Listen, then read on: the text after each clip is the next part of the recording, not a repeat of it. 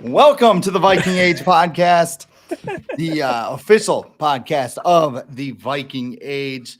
You can watch us right here on this YouTube channel every Monday and Thursday night. I was, last time I did this, I was able to go to the bathroom, get my hat, and fill up my water bottle within the 90 seconds perfectly.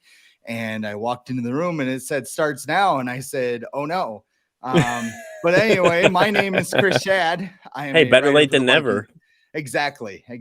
And technically, I was in the seat when we did go live. So there is that. You were. My name is Chris Schad. I'm a writer for the Viking Age. My chair is falling apart too, I think. So I got to figure that out later.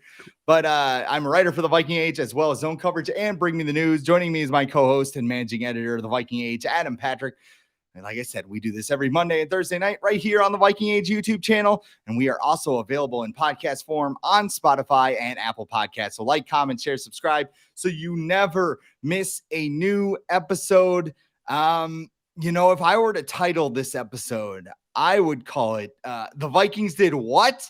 Part 2.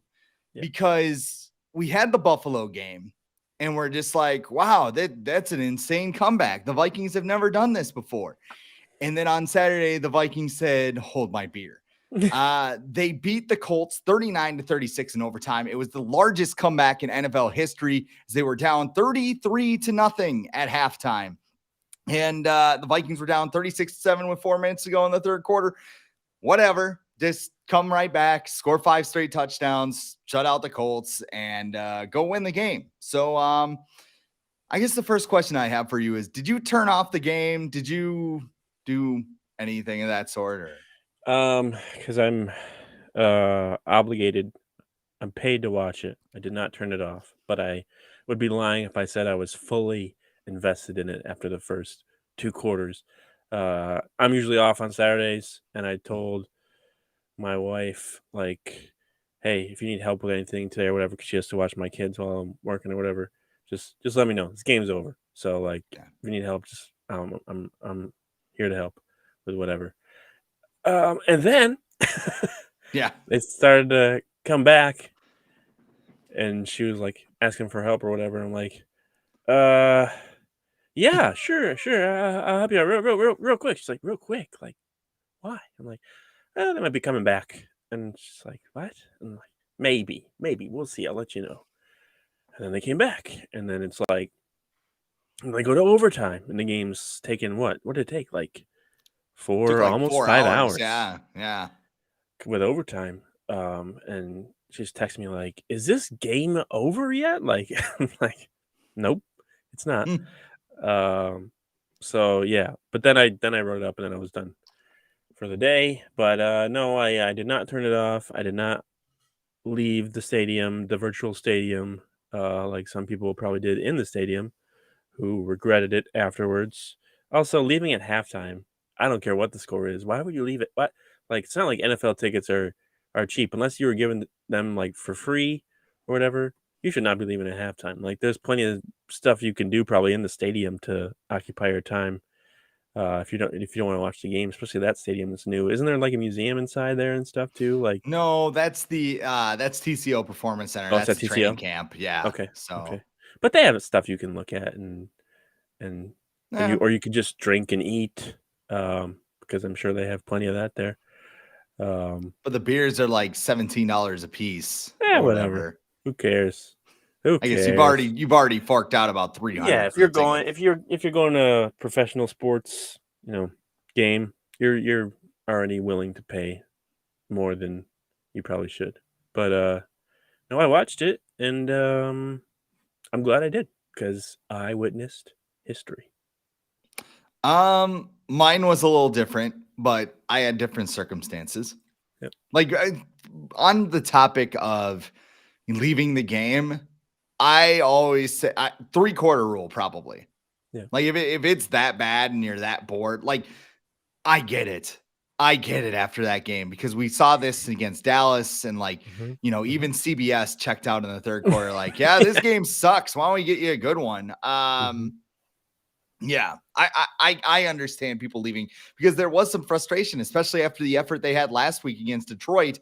Like, everything in Viking history pointed to they were getting their ass kicked, and they were. Right.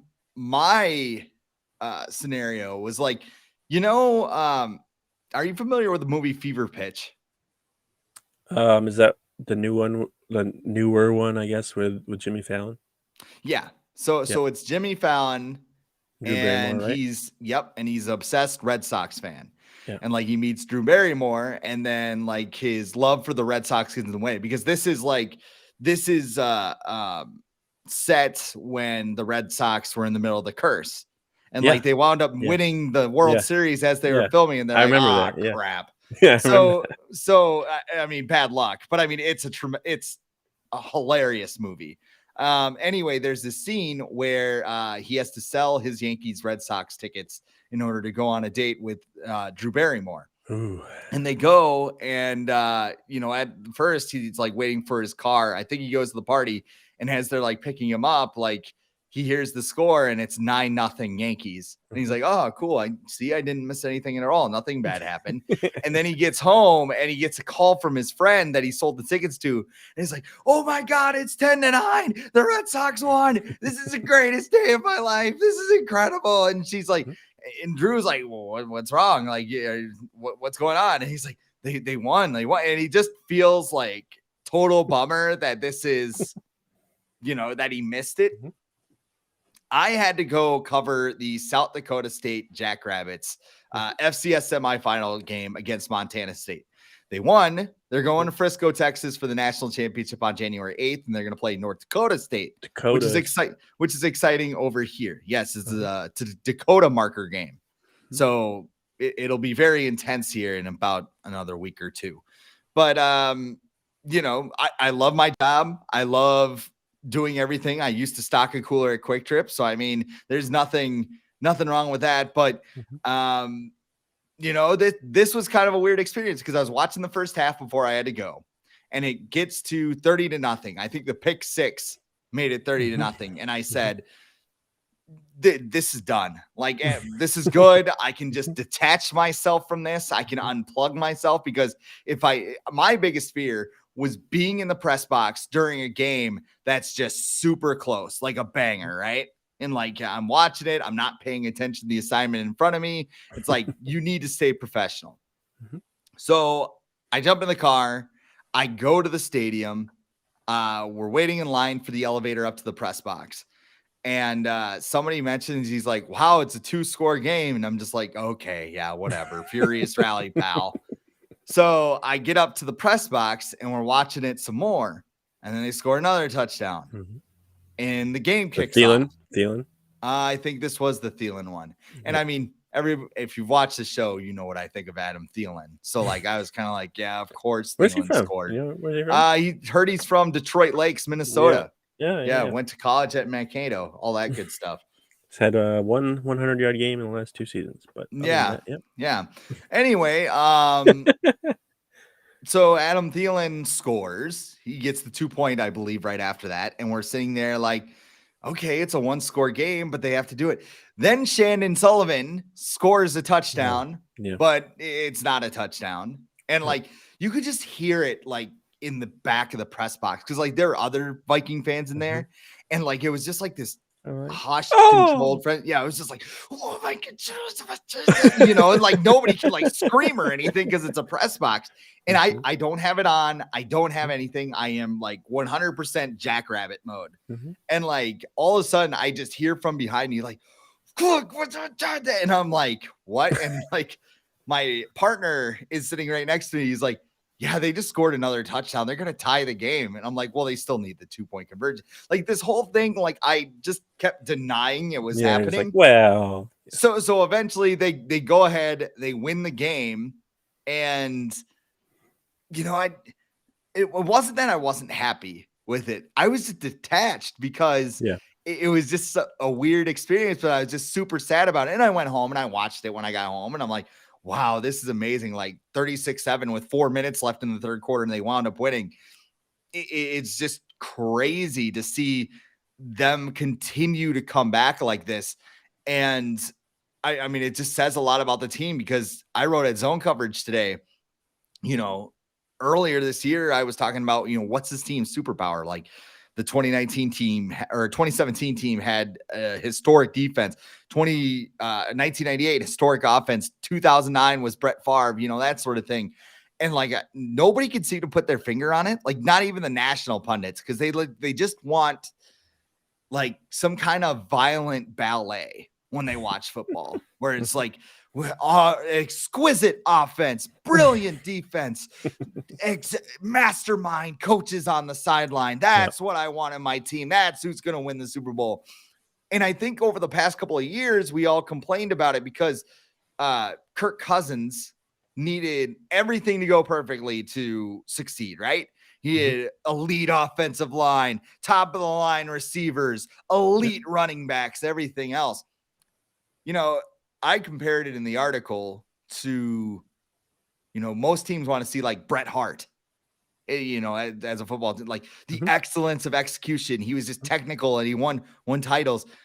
This team's like Mick Foley. They see the sight of their own blood and they're like smearing it across their chest and stuff and just like, let's go, let's do this. Let's, whatever. Like they got steel chairs, they got barbed wire, they got thumbtacks. Like they don't care. Like they know their flaws. And the thing about Bret Hart and Mick Foley is they're both former WWE champions. Like this team, I will never look at this team and be like, that is the epitome of football right there. Like this team is just one that you roll them out there and you see what happens. They could get their ass kicked. They could get rolled in the first half and dominate in the second half. It is wild and it's exciting and it's fun and I love it.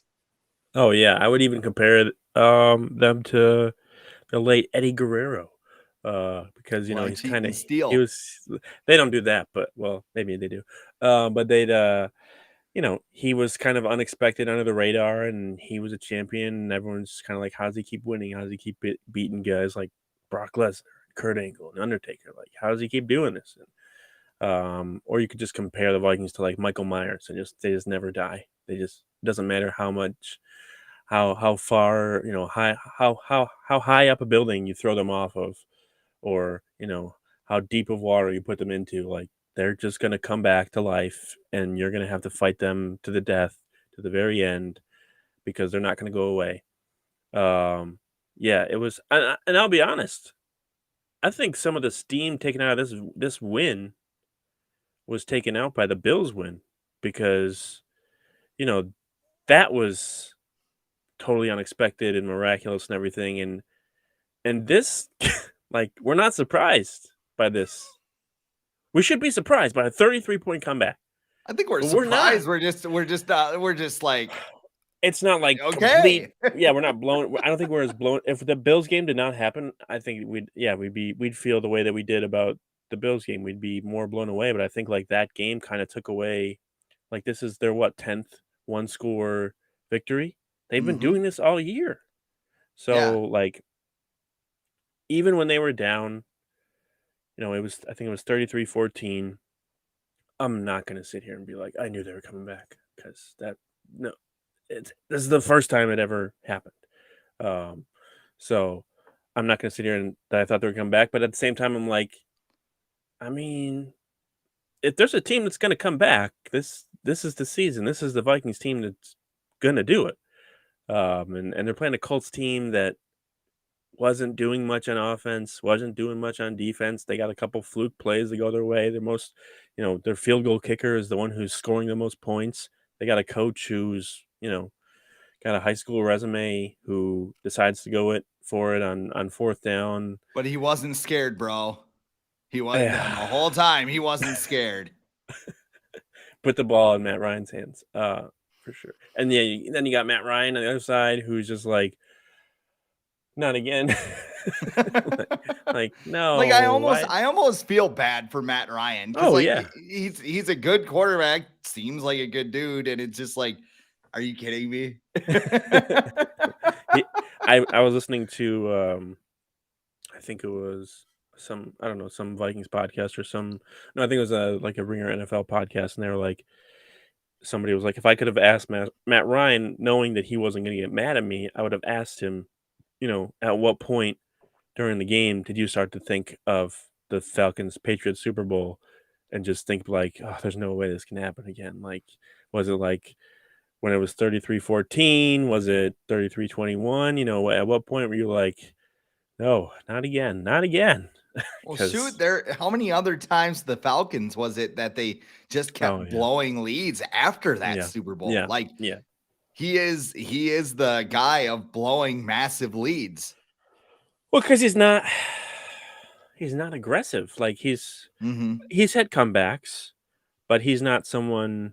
He's he's kind of like Kirk Cousins before the season, where like he's either gonna be on an offense that just like takes care of business and maybe wins by 2 scores, or the game's gonna be close and or they're gonna give up the lead. He's not an aggressive type. He's not a Patrick Mahomes where that's gonna beat you into the ground. Like, he's never been that way.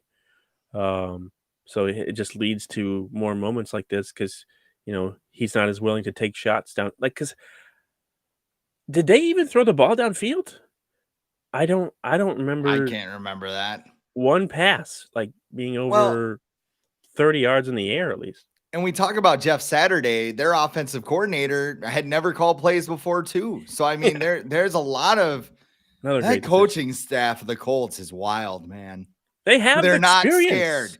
They don't know Like, about these analytics they that had probably like could have helped them they here, had but experience they have experience on their coaching staff, and they chose to go with the most inexperienced person as their head coach, and I guess the second most least experienced coach for their offensive coordinator. So, like, I mean, this is if you want to tank to get a draft pick, that's the way to go, and like make it look like, oh well, we were trying to win. It's like, I don't believe you. So yeah, like that, and then Frank Reich, the Colts took his job away from him this year. They fired him, and then they took away like the only record he's really known for, because he was the quarterback for the Bills when they came back when they were down 32 points in the playoffs to the Houston Oilers in '92. yeah. So now that record's gone thanks to the Colts. So Frank Reich, big fan of the Colts these days. I'm looking at the NFL draft order right now because I was like, where are the Colts? They are currently 6th after this debacle. That's pretty good. The That's other pretty funny high. thing, it's still pretty funny too to see all the teams that traded for quarterbacks like towards the top of this list. Oh yeah. You have Denver at 3. Yep. You have Seattle at 3. They got Yep. Denver's first Yep. rounder after trading Russell Wilson. Detroit has the Rams The pick. Rams. They are Yep. 5th right now because of the Stafford deal. Could be higher at the end of the night. And then Philadelphia has New Orleans's pick. That was actually a receiver, Chris Olave. That worked out well. Oh, I forgot And about. I was trying to figure out because somebody wrote about like, do these teams regret trading those picks? And I was like, and they mentioned the Saints, and I'm like, who did the Saints trade for? And then yeah, Olave, and I'm like, oh yeah, that was dumb. they did that one weird trade where it was like they got what I think they made the trade with the Eagles where they gave them next year's first to get this year's first, and then they Right. used both of their firsts to move up again and give up more draft capital. Yep. Yep. And then you also And have Houston, who has Cleveland's first. They're 13th. So there's that. yeah, it seems like it's working out to trade like Matthew Stafford kind of threw everyone off. Like, they won the Super Bowl, and everyone's like, "Oh, that's the way to go. Trade for a quarterback, and you'll automatically be good." And then everyone's like, "Well, I guess you got to trade for the right quarterback. You got to have the right offense. You got to have the right defense. Gotta have more than just a quarterback." And then the next year, their elbow could fall off, and you'd be completely screwed. As for this comeback, what do you think was the biggest reason for this comeback? That would be. I think there's easy answers for the guys that put up a lot of stats, but they don't. This doesn't happen without Kevin O'Connell as their head coach. It does not happen without him. With all the work that he and his staff have put in all season long to establish, I know it's a cliche word, but establish the culture inside the locker room of having these guys believe in themselves. They've been doing this all year long. I mean, they were joking after the game. They weren't joking after the game. Like, Kevin O'Connell and Kirk Cousins said, like, Patrick Peterson, he said all we need is 5 touchdowns. And that sounds ridiculous, but with this team, they're like, yeah, we can do it. And I heard, I just watched a little clip with Eric Kendricks, and he was asked, what was the turning point, and he said, we were just watching KJ Osborne, and he was just going out there and just like still giving it his all and just trying to will this team to victory, and everyone's like, if he can do it, then we can all do it, and we can do this, and we're gonna win. And that doesn't happen if you don't have someone like Kevin O'Connell, like giving these guys that, ability to even just think that way. Like these guys, with him as their head coach, they think they can do anything. They don't care that they lost to the Cowboys and Eagles by whatever points. If they have to play them again in the playoffs, they're going to think that they can win. They're going to think they can win if they're down 20-0 now at the half. They are not going to give up, and that's huge. Kevin O'Connell's it's the biggest reason why they won this game. It is. You also saw it in his post-game presser, or not presser, but locker room speech where he's talking to the guys, and he's just like, he's on the verge of tears. Oh, he was, he's yeah. like, yeah, because he's so like, and just invested in it. Just like, I love you guys. Like, I will bunch of players bleeping ride with you guys. Yeah, I will bleeping ride with you guys until they won't let us play bleeping. Like, this is like, remember the Titans shit. It's just like, this is a team that's just gonna like go to die for each other. So I mean, it's awesome. I'm going to give you two reasons. Okay. One, I think it's Kirk frickin' Cousins for sure, because I'm not calling. Well, I am calling him that because he's got the same drip as Seth freaking Rollins with that suit. Yeah, that blaze. I guess it wasn't like his wife picked it out for him. Sure. Wife picked out the when is the grill coming? Is it coming for Christmas? Oh, I don't know. Maybe they'll do it the last game. I feel like he might have said, like, if we go to the Super Bowl, then I'll break it out. Like, if they just make it to the Super Bowl, then media day, just smiling with his grill. Oh god, that would be amazing.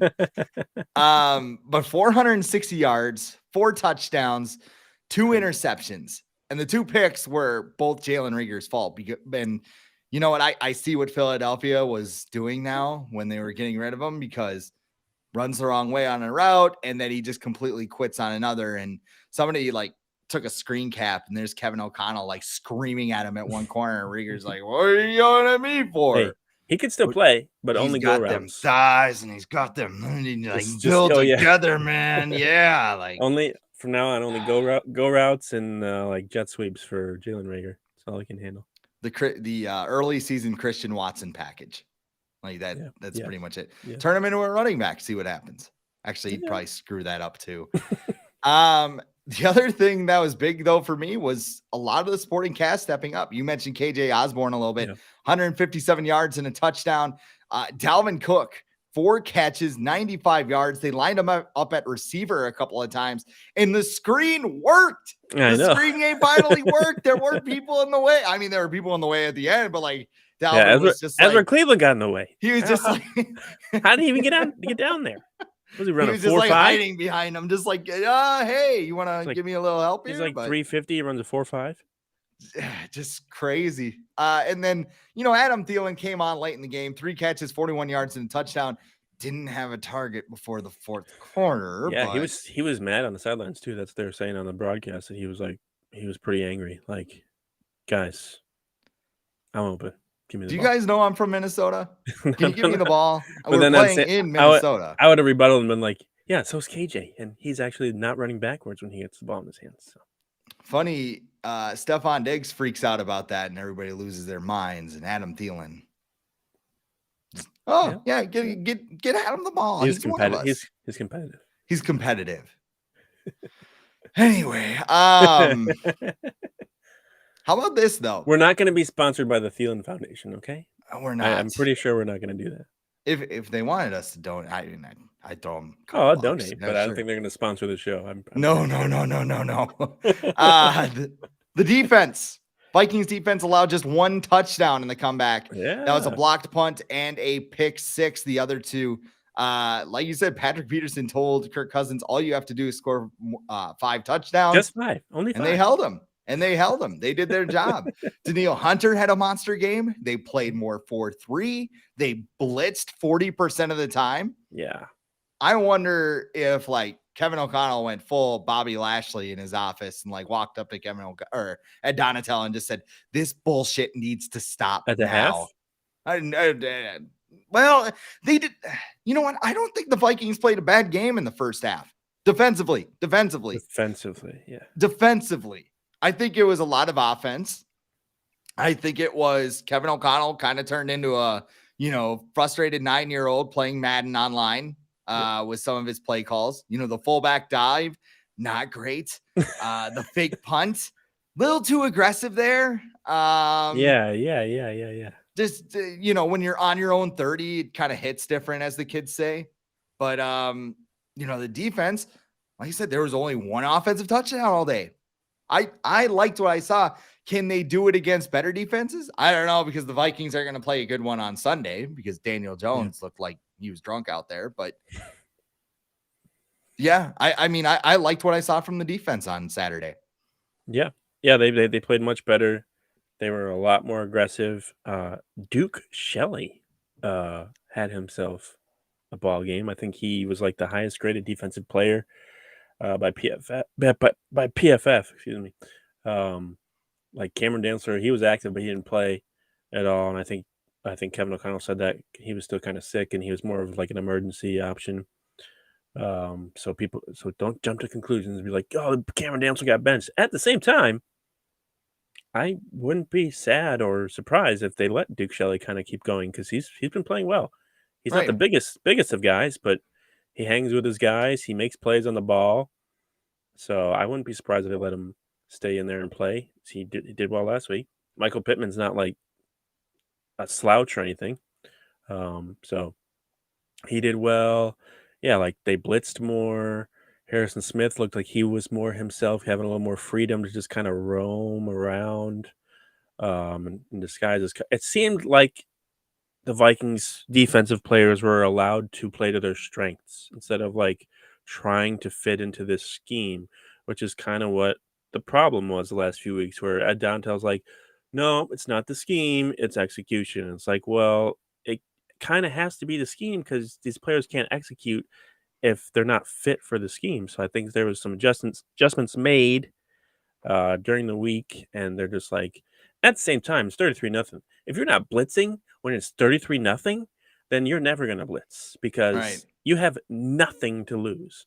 So I was not surprised by that aggressiveness in the second half, and hopefully it keeps up because it clearly worked. And Kevin O'Connell can be like, dude, this works. Like, we've got the talent to do this. Let's keep doing this, and maybe we'll do some good things in the future. I would like to see more of Hunter with his hand in the dirt moving forward. Yeah. I think too, it's weird because Kevin O'Connell mentioned that this scheme likes to play more nickel than it does 3-4. Yep. So why don't you have Danielle Hunter with his hand in the dirt on those packages and have him do what he does best? Like, it's a simple thing. Like, put your players in a position to succeed. And Kevin O'Connell actually mentioned that at the beginning of last week. Like, we're not doing that. So I don't know if it was a come to Jesus meeting. It probably was. And like you said, too, in the second half, when you're getting clown hammered, it's like, well, I'm going to get fired if we don't win this game anyway. So let's empty out the bag of trips. And it's like, oh, wow, it worked. Did they have a turnover? No, they just those fumbles they got called back. That weren't, weren't fumbles. I guess before we move on to the next one, what do you think about those plays? Because rewatching it, I'm just kind of like, yeah, those shouldn't have been blown dead. Like watching them in real time. But I don't know. Maybe it's like anticipation. Like unless the way I see it, and I know I asked you to go first, but I'll just say it. The way I see it is, unless the guy is like in danger of injury, don't blow the play dead. Right. Or like there's like 10 guys ready to take, like, blow the whistle then. But I mean, one-on-one, like that was a football play. That should have just kept going. Well, it seemed like that thing was like, was it Michael Pittman both times? Where like he didn't give himself up. At least one of the times it was him.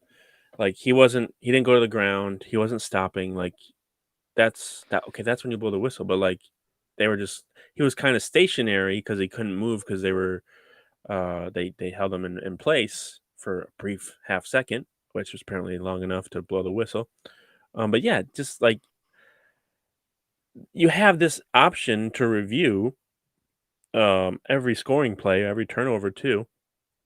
Why not let it play out and see what happens? But at the same time, I am not. I hate criticizing the refs because there's so many opportunities throughout the game to make plays that those shouldn't even be a difference. Like I don't think the refs had a whole lot to do with you being down 33 to nothing at the half. In the second half, they caused some problems, but at the same time, they could have made more plays to avoid those. And then was there another? There was the two plays that were called dead. Um, and then I feel like there was something else. There was like the Stephon Gilmore hit that probably should have been an ejection. Yeah. And let him stay in the game. There was a hands to the Um, face there somewhere too. I think it was yes, Kirk Odenigbo or was it? Ngakwe Yes, on yes. Darisaw. Yeah. And Chris Boyd had that weird face mask fast penalty that wasn't a face mask, and yeah, it was. And what Shane Sullivan got the other penalty, but yeah, and then the Vikings got away with some too. So let's not act like they didn't either. But yeah, blaming the refs, I don't like to do that, except for last night. Did you see the end of the Commanders Giants game Yeah, with Terry when McLaurin and the he official. asked the ref, "Am I good?" The ref said yes, Yes. and then he threw a flag because he wasn't good. And it's like, you just told me I was good. Yeah. So like Well, that's in the video is weird because he's like got his hand on the flag as the yeah. ball's being Yeah. snapped. It's He's like like, I'm good. And he's like, oh yeah, sure, you're good. And then the wink refs wink. afterwards are like, well, they don't have any obligation to tell them whether they're right or not. It's like, okay, cool. Then you had like the Raiders and Patriots game where the dude's foot was out of bounds or it wasn't. There's a lot of bad ref stuff. At the same time, there's a lot of really good games in the NFL this weekend. So like I don't know. I don't like blaming the refs, but it wasn't the best performance. I feel like sometimes we want refs to be perfect in the game, and that's not going to happen. Like the amount of times that the Vikings made mistakes, refs make mistakes too. So, you know, I don't know. It's not going to change. It's really it's really not. Everyone's going to complain about the refs every week. I think that bothered me the most about this win is like even though the Vikings had like the best comeback win in NFL history, a lot of the response afterwards was like, "Oh man, look at all these terrible calls by the refs." And I'm like, they won. Like, don't dwell on that. They won. Like this Right. team wins now. We don't have to dwell on that stuff anymore. They won. Just put it, behind you or whatever. But Well, sticking on the theme of the refs, Kevin O'Connell had some interesting quotes during his press conference on Monday. yeah, Justin Jefferson took several big hits in the yeah. loss or the win over the Colts. It felt like a loss from what I watched, but O'Connell said on Monday he thought it was like the 5th or 6th week that Justin Jefferson has taken some big hits. Yep. And his quote was clearly there's an emphasis of some of the teams we're playing where some of those hits, they don't seem to be by accident at times. Do you think there's some merit to Kevin O'Connell's comments? Yeah. I mean, if you were the other team, wouldn't you want to knock out the other team's best player? Absolutely. Yeah. So I mean, it's the nature of the Yeah. game. There was So a pay scheme for this. yeah, yeah. Like, That's what I was gonna say today. Like, so Kevin O'Connell's kind of alleging that the Vikings' last few opponents have kind of maybe had a bounty on Justin Jefferson, to refer to the past. But yeah, he's the best player on the field for the Vikings. Teams want to get him out. They're gonna be physical with him.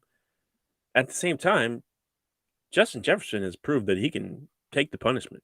The Vikings don't want um, them to obviously they don't want him to take that kind of punishment because he's their best player, and without him, I'm not sure what they can do. But yeah, they want to get him out. Some of these hits probably could warrant harsher penalties. I know some of the players have been fined. I know the Jets player was fined for his hit. I'm sure Stephon Gilmore will get fined for his hit. But yeah, some of these are like I remember, was it last year, a couple years ago, Harrison Smith had a questionable hit and he got ejected. I think it was against like the Texans. Texans, yeah. And it's like, Justin Jefferson has dealt with way worse hits than that hit or some of the hits that people have been ejected for this year. So, like I think that's part of the reason why Kevin O'Connell probably brought this up. He's like, listen, I'm done with this. Like, refs, when coaches do this, they want the refs to kind of hear it. So I wouldn't be surprised if there was more of an emphasis by the refs in the next game on this. And it's a good way to say to you, for Kevin O'Connell to say to Justin Jefferson, like, hey, I'm looking out for you. Like, you're my best player. I'm gonna look out for you. We're gonna make sure that you don't get killed out in the field. Because then what? Didn't his helmet come off on one of the Yeah. plays? Yeah. Well, he slammed his helmet too because like he had the kind They of like wanted him to come woozy off. thing. Yeah. Yeah, And which they he was which they should have. yes, That's the absolutely. appropriate measure, whether we like it or It not. was the appropriate response on both ends. Hey, you should Yeah, probably go out. No, I don't want to go out. yeah. Like, So, and I'm sure he was in the tent like, yeah, I'm fine, whatever, great, I can see. Okay, cool. Can I go back? Like, I'm sure that's exactly how it went in the tent. the blue tent experience. Yeah, Just what was that? Was that Russell Wilson who went in there and basically sat on the bench? They put the tent over him and basically just lifted it right back up, and he was done. Do you remember that? no. Yeah, they got fined for that. Yeah. That's I would imagine. I don't know. They step in there and it's like there's just lights and stuff. Just like I don't know. Just go to Narnia for 20 minutes or something while they inject you with painkillers. Topic number 3 of today. We got to take a look at this playoff picture because it's heating up. The NFC standings up to the second ahead of tonight's banger of a Monday Night Football matchup between the Green Bay Packers and Los Angeles Rams. Listen, I got Baker Mayfield as my fantasy quarterback because Lamar Jackson's hurt. So, I picked him up. I'm hoping for big things tonight. If there's a game for Baker to go off, it's got to be tonight, right? Oh yeah, for sure. But the Packers are going to make the playoffs, so this is just the first game of that. They're going to win them all and make the epic run to the Super Bowl title for the Packers. Yeah. I was talking to some friends of mine today, and like I was just bringing it up, and they're like talking about Lazard and everything else, and I'm just like, Aaron Rodgers thinking he's playing on ayahuasca, and now he's got the hand signals thing that come out. Like he's got these hand signals, but he doesn't tell anybody, and the receivers just have to know what they mean. And like he freezes people if they don't know what it means. Because you've never done that before, bud. So there's a Family Guy episode where like Lois and Peter start smoking weed again, and like they go to this talent show and they're like going to resurrect this old band to win the talent show. So they go out there and they play, and they think that they've just had this beautiful tune and like there's a unicorn and everything else, and like they get home, they're like, why didn't we win the talent show? And Chris goes up to me, he's like, no, you guys were so baked like you did. And like Peter's just like, like that's Aaron Rodgers on ayahuasca. He's just like, I feel so good, I feel so alive. And he's like, throwing balls in the turf and everything. Enough of the drug use though. Let's take a look at these standings. Philly is 13-1. They probably clinched home field. But bad news, Jalen Hurts has hurt his shoulder and may not play against the Cowboys. So we're going to find out if Michael Parsons is right, that it's the team and not him. The Eagles do have Gardner Minshew, but at 13-1, they probably have home field advantage wrapped up. They have the head-to-head tiebreaker, of course, so they pretty much got to lose out, and the Vikings have to win out to get that. Think the door's open? It's cracked. It's cracked open. I think the Hurts injury, it's significant. I think if I don't know, if it's not significant enough for them to lose the 1 seed, it's going to be pretty significant for them in the playoffs. Because if he's hurt right now, like it doesn't matter how quickly he's got a sprained shoulder. I don't know if it's throwing shoulder or not, but that's not something that just goes away in a couple weeks and can't come back. If you get he's going to get hit. Teams are going to try and hit him more now. That's going to be the emphasis when they play him. During the next few weeks or during the playoffs, like they're not going to care the first few possessions if they give up points or give up yards. They're going to try and knock him out of the game. Because he's good. He's MVP candidate this year, probably MVP front runner. Some people think it's Patrick Mahomes, but you got to give it to Jalen Hurts right now. But yeah, I think it's cracked open. I think the Vikings can win the rest of their games, but I also know that Kevin O'Connell said today, like, they're probably not gonna risk their players' health in like the final game of the season in order to get a 2 or a 3 seed. Now, if it's the 1 seed, that could be You got to different think about it. because you get a Because, bye. You get a bye, yes. and you get home field advantage. So if somebody And does get banged up, you just, yeah, they okay, get you rest them time, next week. and home field at US Bank is pretty significant with that crowd. So if there's, it's cracked. It's cracked right now.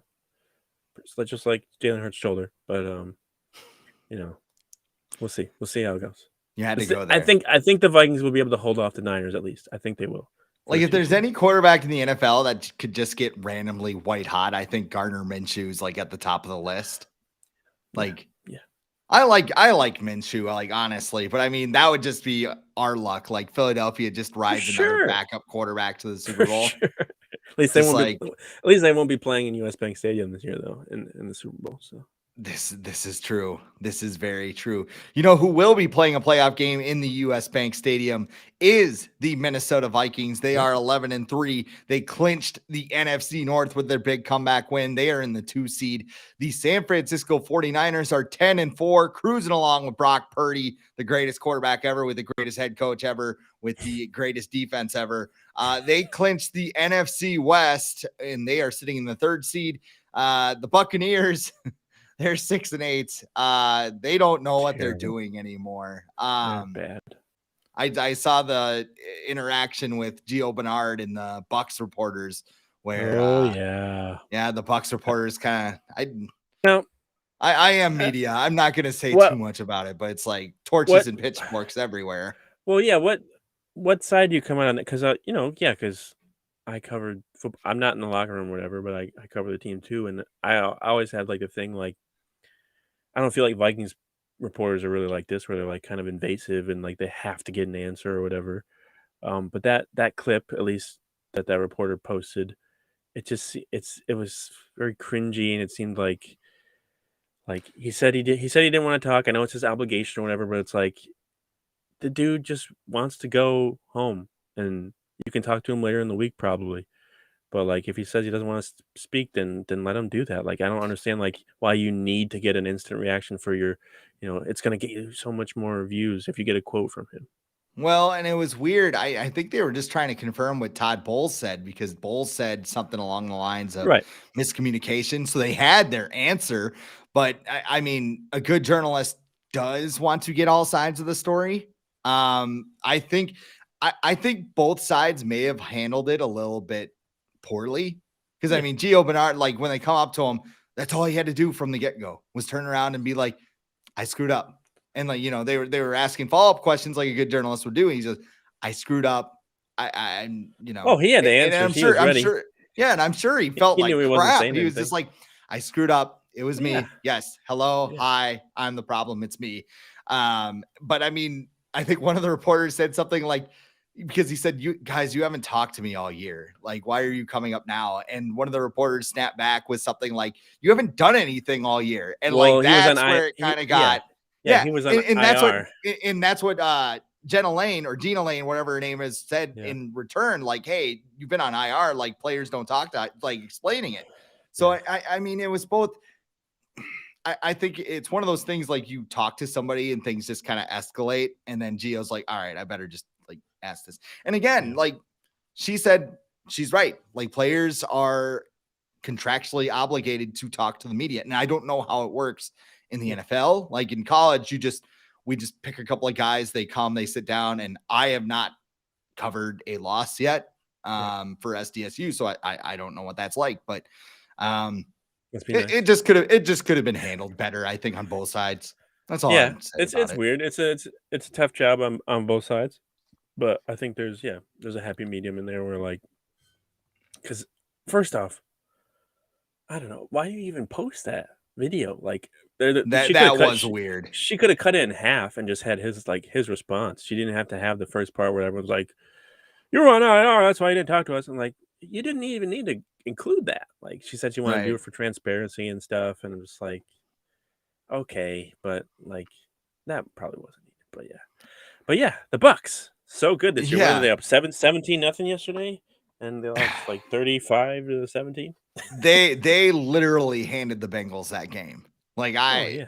I was watching it. It's like, oh, Burrow's got a couple touchdowns. Wait a minute, why does he have no yards? Oh, they gave it to him on the doorstep every freaking drive after the halftime. But Yeah.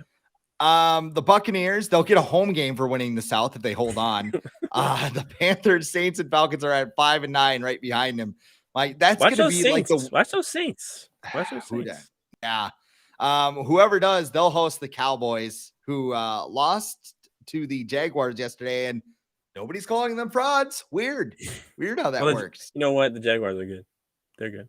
Trevor Lawrence is going off he's after he playing. met all the AEW female wrestlers. He's playing very well last Yeah. few weeks. Like they showed his stats like after the first 8 games compared to like the last 6, and he's turned the corner for sure. Like Doug Peterson's got him headed in the right direction.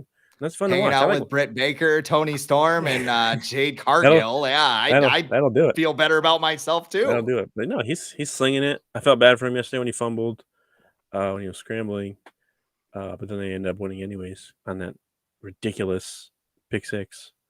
But yeah, Jags are good. And I think it's Jaguars and Jets on Thursday, and actually an actual good Thursday night game. That'll be intriguing at least. Yeah. Yeah. So the Cowboys are in the 5 seed. They're 10 and 4.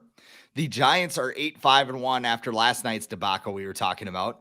The Commanders fell to the 7 seed. They're 7-6-1. The Seahawks are 7-7. The Lions are 7-7, and the Packers aren't dead yet. They're 5-8 ahead of Monday Night Football. If the season ended today, the Eagles have the bye. The Vikings would host the Commanders. The 49ers would host the Giants, and the Buccaneers would host the Cowboys. So as it stands right now, does the matchup with the Commanders scare you at all? No. No. Like they beat them. The Vikings beat the Commanders on the road. So you would like to think in their own building with their own fans, they can do a lot better. Would the game be close? Yeah. Do the Commanders have a really good defensive line? Yeah. Am I worried about Taylor Heineke? No. Like most of his yards against the Vikings came on that fluke play where the ref got in the way of Cam Bynum. So I'm not too worried about the Commanders. The running back's playing really well. Terry McLaurin's always something to worry about, but no, I think they play hard. It would be close, but no, I'm not. I wouldn't. The Giants and Commanders are they're very similar to me. Like, I wasn't surprised that it was a close. Didn't they tie like the first meeting like 2 weeks ago? Yeah. So those two teams I feel like are just one or the other. It's the same to me. So no, I'm not. I wouldn't be worried about the Commanders at all. At US Bank Stadium, I don't think it will be. It won't be as close as it was. It might be a little closer because this team's incapable of winning a game. Yeah, it's got to be a 1-possession game. I don't make the rules, but that defensive line's scary, especially what they did to the Vikings offensive line the first time around. Yeah, but then you can look at what the Vikings offensive line did the game after that. I think it was against the Jets where they fixed their offensive line. They didn't put Blake Brandel on an island. They made sure they have the proper protection. So I feel like Kevin O'Connell a second time would have a much better plan going against that defensive line. I don't think it'll be the Commanders though. I think it'll be the Lions. Oh no. And that's not good with Dan Campbell's history because the Lions got Detroit, Chicago, and Green Bay down the stretch. They could win those games. The Lions have Detroit? At Carolina. Wrong cat. Panthers, Lions, listen, I don't know. Jaguars. The Lions are playing well, but I think Dan Campbell's going to get in their way. He's going to do something. He keeps getting praised. Did you hear what he was doing when the Lions called that play to Penei Sewell? He was watching the wave. He was watching the wave.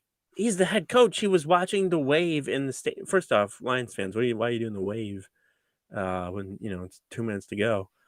Your team's trying to win. But he was like in La La Land, and you're the head coach, dude. What are you doing? And then they almost lost yesterday to the Jets, to Zach Wilson. They gave up over 300 passing yards to Zach Wilson. He's not good. Yeah. And the Bears, they just lost by 5 to the Eagles, so they're no slouch. The Panthers are fighting for a playoff spot. They're not going to be easy, and the Packers just want to beat you. So as much as we look at the schedule and like, oh, it's easy wins for the Lions, they also don't have a good defense. So like, it's not like they can just go in and just stop a team because they can't. So I'm not so sure. I think it's going to be the Giants. I think they're going to get in. I want the Seahawks to get in because I feel like they're a more fun team. But I think it'll be the Commanders too. It'll just be the way it is.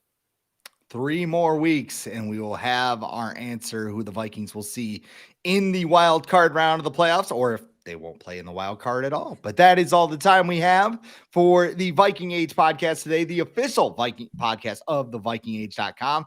You can find us on YouTube every Monday and Thursday night, as well as I'm blanking out. I'm forgetting all this stuff. You can watch us on YouTube Monday and Thursday afternoons, Monday nights, and you can listen to us on Apple and Spotify. For Adam Patrick, I'm Chris Schad. We'll talk to you later.